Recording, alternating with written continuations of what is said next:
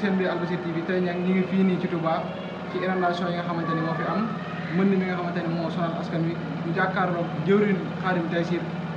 jëwriñu daayira Moukhaddamatoul Khidma section Louga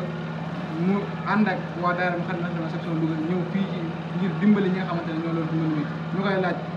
nan la gisee liggéey bi ak bi mu fi ñëwee lan la sentir ci biir liggéey bi. waaw sant rek santaat te di Cheikhul Khadim bu baax a baax a baax a baax liggéey bi moom bu ko sëñ bi bëggee rek lay demee mooy sëñ bi lu mu bëgg mooy ndox mi génn kër yi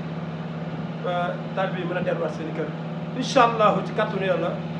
noonu rek lañ koy defee fu mu toll nii dañoo toll ci génnee ndox yi nga xam ne ñoo nekk ci biir kër yi waaw te daanaka sori nañ ci lool di sant nag bu baax a baax a baax a baax kuréelu junnatun liman nazamaho bi nga xam ne Touba ca kanam Hizbut Tarqiyyah ak commune bi ñoo ko lëkkale waaye liggéey bi ñun buñ ko yëgee rek ndax bi suñu Mamadou Mountakha Mbacké waxee ne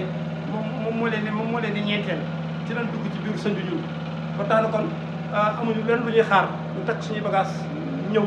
fii ci Touba waaye ñoom it ñu dalal ñu ànd ñoom ci liggéey bi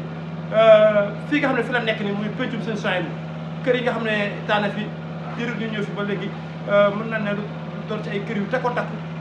fexe nañ ba libéré ndox mi nga xam ne moo nekk ci biir kër yi lii benn la ci kër yi moom la nekk lii fu mu toll ni kër gi ci kanam ci biir yëpp la waaye lii rek moo ci des lii jàpp naa ne tey incha allah ci kàttanu yàlla dina jeex